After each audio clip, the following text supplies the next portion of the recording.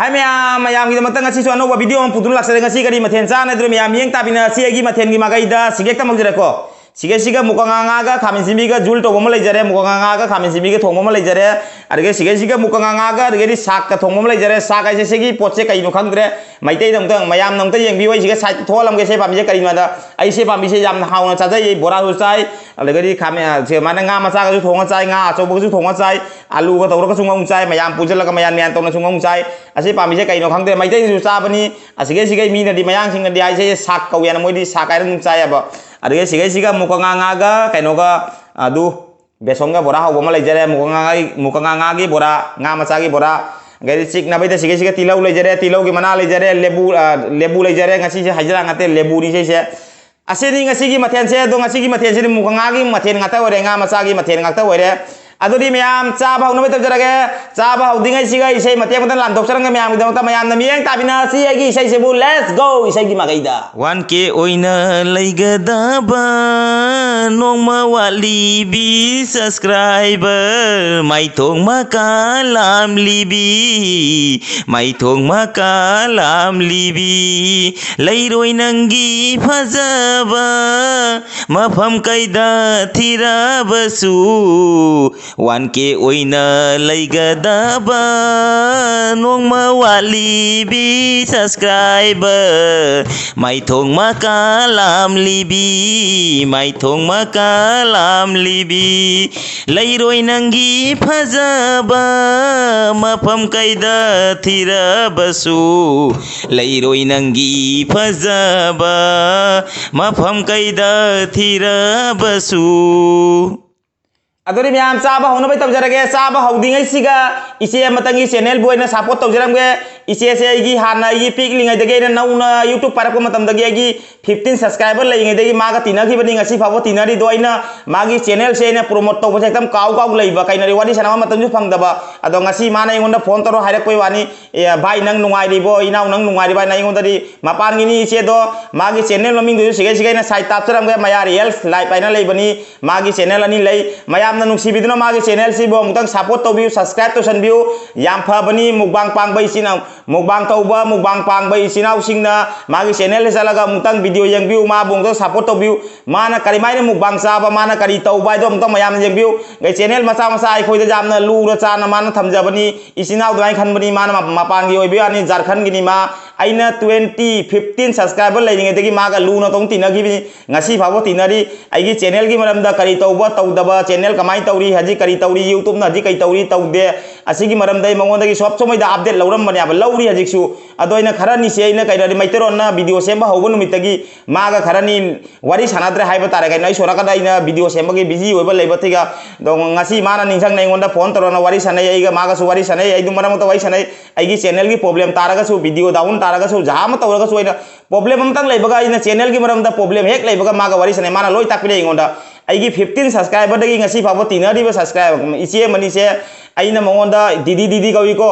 मया दीदी आई कवि दो हिंदी ना मान हारक यानी आइगी वीडियो संतंग सुमाइना प्रमोट तौबि वाना दो आइना प्रमोट तौबसे हाइति हाइबदो मान हाइ प्रमोट सुमाइ तौबनी वीडियो रे समाइ हाइबि रे सुमाइ तौबि वाना दो हारक यानी दो आइना हिंदी ना nganगुरा मैत्रो ना nganगुरा हाइबदो मा हाइबेन अजुम नोगी मरोन हाइजौ नंग दुम सेमि कैटेगरी दुम सेमजौ नंग हिंदी ना सेम गनु नंग अपाम दुम चैनल दो नंग तौनिंगबा दुम चलदु अदो अलार मथबक तौनु खरकनु माना अफाफा इगोन ताकि ngasi वा फतबा ताकि दे आइना लाइव तौद्रि गैदा लाइव तौ यूट्यूब सिगा लाइव तौ हाइत्रि गैदा वीडियो एडिटिंग तौ हाइत्रि गैदा वीडियो सेमबा हाइत्रि गैदगी तिनरै मिना माना लोइ ताकपिरे मी 15 सब्सक्राइबर दे ngasi बाबो सुगजाम ताकपिरे नि माना इंगोन फाउदा हजि फाउ ताकपिरी आइगी मोनेटाइज तौबै मरमदा सोइ मंगोंदा हंगदोरि मी अतोपदरि हंगबै वारी खंगना बरि लैतेको मागा तनेने खंगना लिंक लैनरि से अदो मोनेटाइज तौद्रो मतमदसु मंगोंदा हंगदोरि मी इसे समाना मोनेटाइज तौबे कमाइन तौबा करि तौबा फजन इंगोन ताकपिदोर मयामना नुंसिबिदुनो मागी चैनल से मंगता सपोर्ट तौबियो असिगा साइट थोलिबा मया रियल लाइफ हाइबसे मयाम चंगबिरगा मंगो सपोर्ट तौबि प्रमोट तौबिसि मयाम मासु याम अचौबा मचा मचु नतेको याम चाउरबनि था खुदिंगी सेन फंगेबनि कैवा हाइदरो अखोगी लोंदरी जांगाइदगी हुंबुसे दुम था खुदिंगी फंगबनि मागी चैनल अनि लेबनि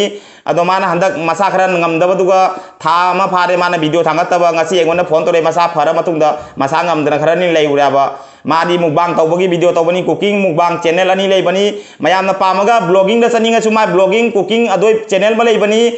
लिंक अनि मा खापचरांगे माय चैनल अनि मा की लिंक हापचरांगे डिस्क्रिप्शन दा मयाम चंगबिदगी यंगबिउ maya real life ale bani maya tasty blog aina amale bani channel ani ni magi ado mai channel ani do blogging pa mamina blogging chapiu adu goi di kana di mukbang pa mamina mukbang na chapiu isa na khangdaba kya lairaga su aingona contact tawbiro aigi number su ina description na ngasi hapcharam ge aingona contact tawbiro maga su ina link phawna hangani maga su ina wari sanan gani nangna khangning ba kya hangba ya ni channel gi manamda mangona khangdaba wari inte ma loina khangi hajik sen tana leba mini adu magi masa ngamdaba sina tha ma mana blog charo badagi mai channel khitang makha kum gore ado mayam na nungsi biduna magi channel se bam tak support to bina chi ase haraga mayam dagi amtang request taw namtang logjari baby blog na amutang maya real life didi sebu amutang mayam support to bina chi mayang ni haiduna mayam na adu baina khanbi ganu ko maite ya koi su mayang koi su mi amatani mi di mi amatani to tinaba nungai bai sina bu aigi friend haiba se gi iche agadi relation haiba sina bu tinaba nungai ba makhan mani achau mana ingonda pi ngai dagi 15 dagi tinera kudro ngasi ai haji 1k yaudro fabu dai goda afaba lambi takpi dai se phatte kamaina haigani mayam som da khali jangda aina isai thandra hani ngasi aina isai thandra aina ai se phatre haina aina khangjare kamaino haibade aina kadang mathak karak pada ji aina community phangma numita ma hakam share ma hana share to gain khandra mi amada aigi cham ga chani ga subscriber lei matam da do matam da hindi na nga cooking to jaram bani aba live to jaram bani aba adumai khalami mi aba ekta maina maitro na ondho bonu mitai mangona kaw thok wi wakhan maina kaw thok re kawdi kawde thamoi da lei ri mi aba do aina sang da bai ta video semba ga chak thongba se ase hona bal matam de nupi angang bodai phone do ngam de ko mangona adumai to naina phone to ru de dum whatsapp tadi mana hi hello bye ka bai to ri harau kumai mala ko de happy diwali happy durga puja matam chu matam manang nu pani khan nei ngonda loina request ro pa loina invite ro pa ngak tani matam chu pada ado ngasi si aina magi channel se amtang support tau jarage promote tau gana mayam dai jabari mayam nanung si biduna mai channel se amtang kaya di support tau binasi ase haraga mayam cha ba hauna mai tau jarage video jam sangani mayam nam tang video se lo babu yang binasi ase ki video se skip tau bigan ko mayam da request tau gari se ki video sam tang request tau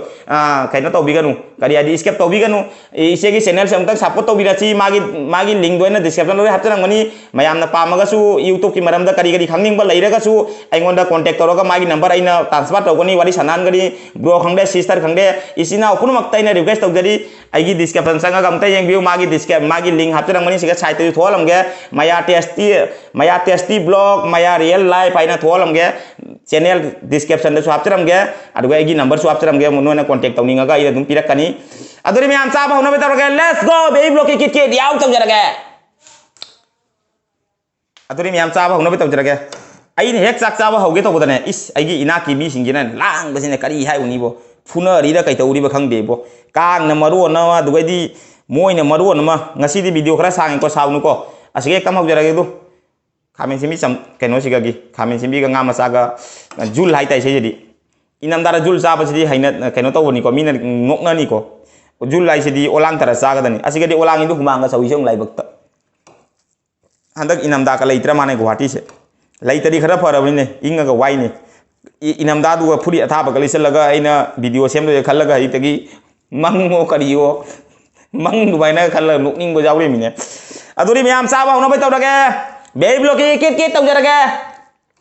aha mai chokom jiri khara chaw mo tawna be blog ki khaya da gut lam na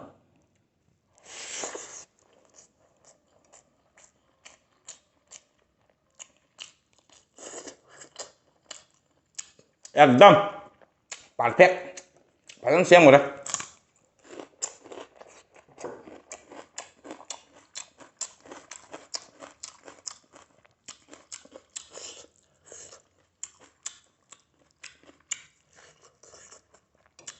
हाँ बोले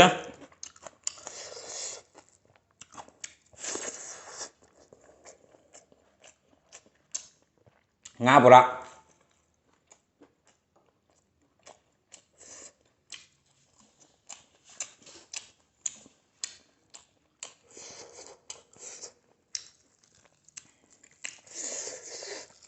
ngasi ke jadi hajang natre lebu ni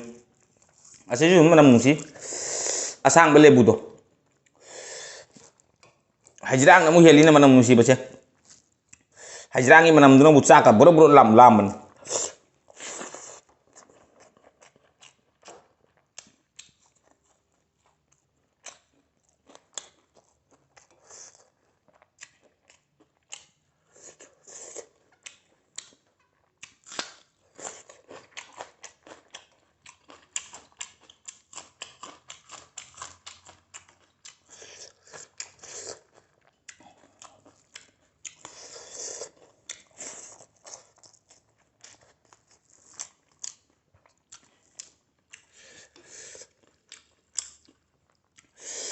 mayangda support tꯧri kaina noknabirакꯀꯅꯨ ꯀꯣ ꯑꯩꯉꯣꯟꯗ ꯑꯁꯦꯡꯕꯅꯤ ꯑꯩꯅ subscriber ꯄꯤꯛꯏꯉꯩꯗꯒꯤ ꯇꯤꯟꯅꯔꯛꯄ ꯏꯆꯦꯅꯤ ꯑꯩꯅ ꯃꯉꯣꯟꯗ share ꯇꯧꯕꯁꯦ ꯑꯗꯨꯝ ꯀꯥꯎ ꯂꯩꯕ ꯑꯗꯨꯝ ꯑꯩ ꯊꯕꯛ ꯆꯤꯟꯕꯁꯤꯒ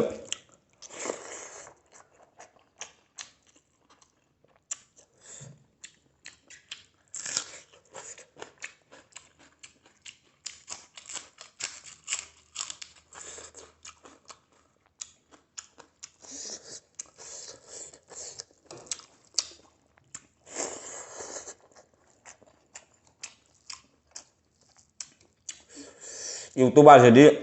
ꯄꯨꯝꯅꯃꯛꯁꯨ ꯌꯨꯇꯨꯕꯔ ꯉꯥꯛꯇꯅꯤꯀꯣ ꯑꯃꯒ ꯇꯤꯟꯅꯅ ꯂꯩꯕꯤꯅꯕꯗꯣ ꯐꯦꯃꯤꯂꯤ ꯑꯃ ꯑꯣꯏꯅ ꯇꯤꯟꯅ ꯂꯩꯕꯗꯣ ꯑꯗꯨꯅꯤ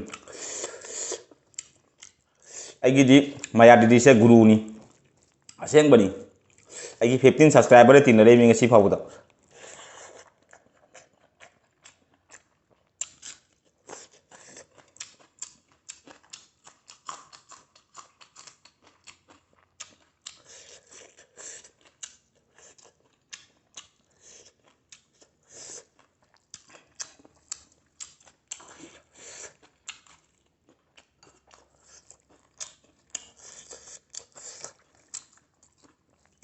ꯑꯩꯅ ꯚꯤꯗꯤꯑꯣ ꯁꯦꯝꯕ ꯍꯩꯇ꯭ꯔꯤꯉꯩꯗꯁꯨ ꯃꯥꯅ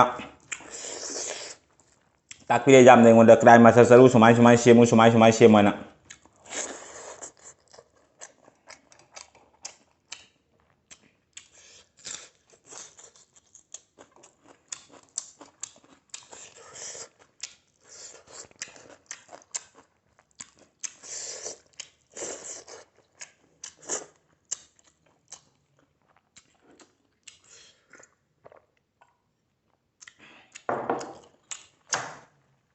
ꯑꯁꯦ ꯃꯅꯥꯁꯦ ꯃꯣꯟ ꯂꯥꯎꯏꯕ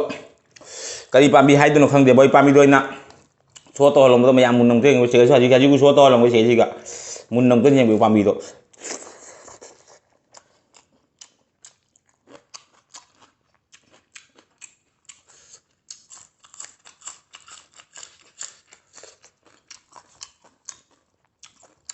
ꯃꯅꯥꯗꯣ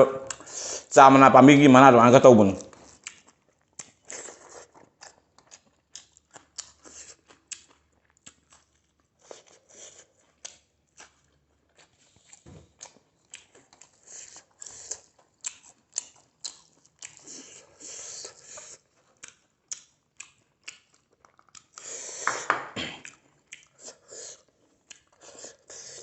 ꯃꯨꯀꯉꯥꯏ ꯃꯊꯦꯜ ꯉꯥꯛꯇꯅꯤ ꯍꯪꯒꯥꯝꯗ ꯑꯃꯨꯛ ꯈꯔ ꯀꯜꯂꯤ ꯍꯥꯏꯇꯥꯔꯦ ꯁꯤꯅ ꯑꯃꯨꯛ ꯑꯩꯈꯣꯏ ꯃꯣꯟꯈ꯭ꯔꯦ ꯃꯣꯟꯖꯥꯎꯕꯤꯗꯤ ꯑꯃꯨꯛ ꯍꯦꯜꯂꯤ ꯃꯥ ꯃꯣꯜꯂꯤꯁꯦ ꯑꯗꯨꯝ ꯌꯨꯝꯗ ꯁꯤꯅꯔꯤ ꯑꯣꯏꯅ ꯊꯥꯖꯕꯅꯤꯁꯦ ꯗꯥꯔꯤ ꯃꯄꯥꯟꯗꯒ ꯐꯖꯕꯅꯤ ꯄꯥꯝꯕꯤꯗꯣ ꯌꯥꯝꯅ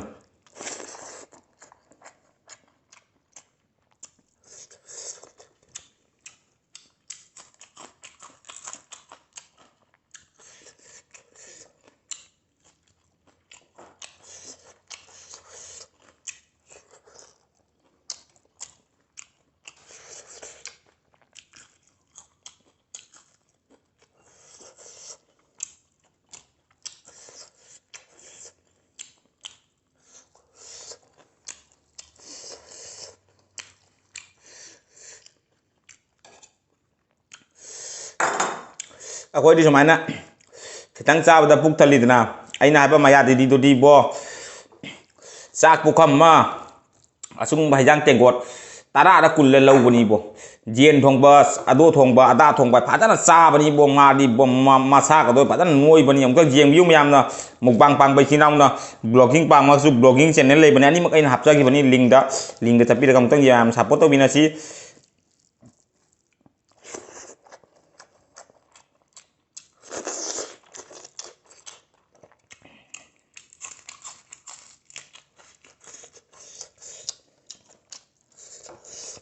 ꯑꯩꯒꯤ ꯁꯨꯝ ꯅꯝꯕꯔ ꯗꯤꯁꯀ꯭ꯔꯤꯞꯁꯟꯗ ꯍꯥꯞꯆꯈ꯭ꯔꯕꯅꯤ ꯃꯌꯥꯝꯅ ꯀꯣꯜ ꯇꯧꯅꯤꯡꯕ ꯂꯩꯔꯒꯁꯨ ꯇꯧꯔꯒ ꯑꯗꯨꯝ ꯍꯪꯕ ꯌꯥꯅꯤ ꯆꯦꯅꯦꯜꯒꯤ ꯃꯔꯝꯗ ꯑꯩꯁꯨ ꯌꯥꯝ ꯈꯪꯕꯗꯤ ꯅꯠꯇꯦꯀꯣ ꯑꯩꯅ ꯈꯪꯗꯕꯁꯤꯡꯗꯣ ꯃꯌꯥꯗꯤꯗ ꯍꯪꯉ ꯇꯧꯕ ꯉꯥꯛꯇꯅꯤ ꯑꯗꯨꯅꯅꯤ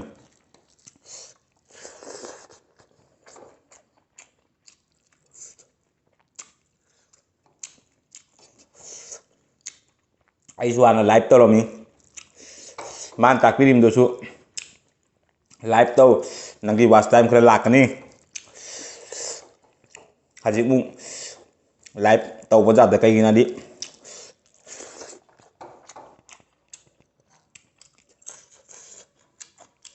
live tuna paisa phangde ba watch time tane ba watch time wat pa mi sing do na ba live tong nai sing do subscriber wat ba live toro subscriber thi ba watch time thi ba do tane ba live tagi kana ba kesum phang ba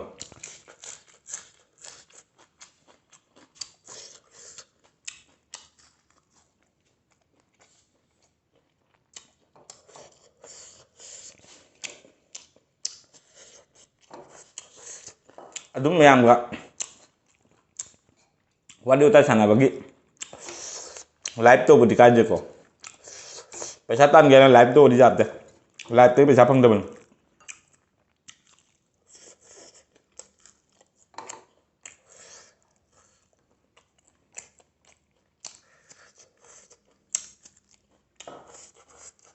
hana tek title hapa hiram de mayari didigi phone da wari sana sana tambang akani hai tra mana ising photo thare ingonda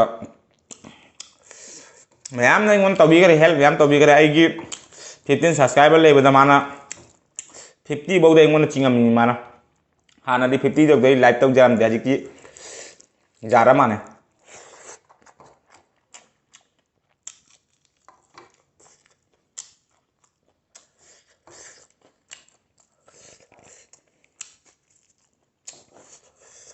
ai 50 subscriber kap ga kaya wana ka ki mana kontra mu ti ngone subscriber piri kay bagi mobile ani hum dagi comment pirakani video support to bigani jam toromi ma handak masa gam do leben ngaite mana lapi ma jarkhan ngini ayina siga gini asango jarkhan kyam lapi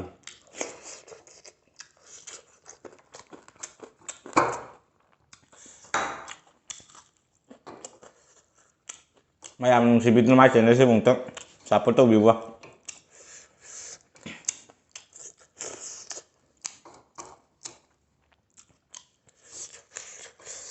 ado matungda aina jam nungsiba isi male kong magri special na ma mathangi ta na ado sena kita wina wang dia pajai na mayam hanggu yang ini kami jam lakang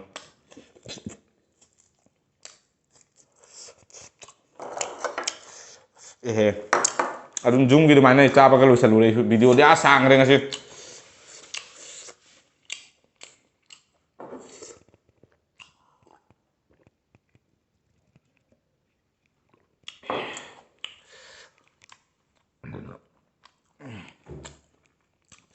agar mayam chap sulu benda matang da video hello sana bai tawra ka video hi yang ban wala gadi like share comment do ka ubi ganu channel season na una tang pai sinap sing le gana channel se bu subscribe to mandam na bela kon katrang law ni ko ka ubi ganu i song na ka yang ai na ubi video mata ka pokodi katrang al ni ko ne do gi makta channel subscribe to mandam da bela kon ni ko ka ubi ganu katrang law ni ko ka ubi ganu ado dia na ubi video mata ka pokodi gi song mi mata katrang al ni ko da makta Agi handa jengal jari bay sinau sing sister brother ichi sing bu haninga le tembe iblong thaga tari bay amanung si biduna igi video sibu sar law nakra siato biro asi haraga mayam dagi kaina bagi athang law jarage ngasi gidi sasarage bay blog next video dang phangna si ketreng galoran ngasi gidi bay blog sasarage bye bye next video da ketreng galoran phangna